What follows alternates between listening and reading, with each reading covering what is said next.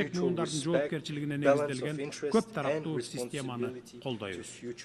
Урматтуу айымдар жана мырзалар, учурдун чакырыктары жалпыбызга тиешелүү жана аларга карата жоопторубузда бирдиктүү болушу керек. Айткан сөзүбүз менен ишибиз дал келүүсү кажет. Биз аракетсиздикке жол бербешибиз керек. Дүйнө аракетти талап кылат. Планетабыздын келечеги баарыбыздын жалпы жоопкерчилигибиз. Көңүл бурганыңыздарга рахмат. Thank you very much for your attention.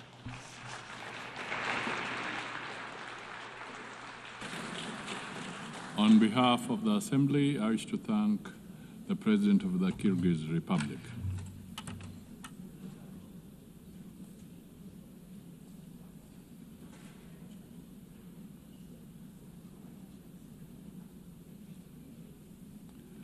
The Assembly will hear an address by His Excellency Gustavo Petro Urrego, President of the Republic of Colombia.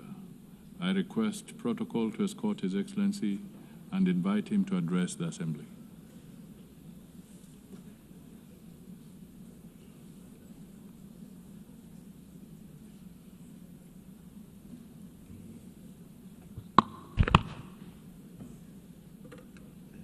Señor presidente de la Asamblea, President of the General este Assembly. es mi último discurso como presidente aquí, Statement ya as es el president cuarto. here, the fourth time. En el primero In my first anuncié a la Asamblea que era muy posible que speech, estallara I un conflicto al lado de Ucrania en Palestina. That it was very Pedí likely que that se there would hiciera be una conflicts in conferencia de Ukraine paz. and Los que Gaza no and tenemos bombas Palestine, ni grandes and presupuestos no somos escuchados aquí, pero suggested that there be a peace conference, but those who don't have 4 años bombs or después, large ya hoy, budgets are not heated here. Well, 4 years later, lo dantesco de la situación de Palestina the no me llevó a horrific pensar situation in que lo mismo o casi lo mismo podría ocurrir en el Caribe colombiano not lead me to think that cuando almost the same tiran thing could happen misiles in the a personas jóvenes Colombian desarmadas en Caribbean el mar. area where unarmed young Entonces people are ahora being shot estamos at with ante una missiles in the situación open seas.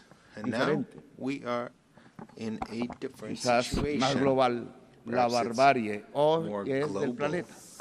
a kind of stone Hoy age cae sobre la humanidad entera. that has descended on Los misiles all of sobre humankind. 17 Missiles jóvenes desarmados against en las 17 aguas del mar unarmed Caribe, young people quizás in the algunos colombianos. Caribbean Sea, La some of them persecución, Colombians. aprisionamiento y encadenamiento y Persecution, expulsión imprisonment, de millones de expulsion migrantes, of millions los of misiles que migrants, caen sobre las 70.000 missiles, personas en Gaza that y have los killed matan, some 70,000 la people falta in de acción Gaza, sobre la the lack crisis of action climática, on the climate cuyas palabras se crisis. borran por orden de Trump, están ligados y obedecen a la All this misma is causa. linked and all La this has the migración same es cause. una excusa para que Migration una is simply sociedad an excuse rica, so that a blanca rich society, y racista rich, white, and se racist, crea la raza superior believes itself to y no be the mire que sus the dirigentes superior la llevan race and is not con toda la humanidad realizing that its al abismo leaders de su propia are extinción. leading it to the abyss, to its Dicen own que los distinction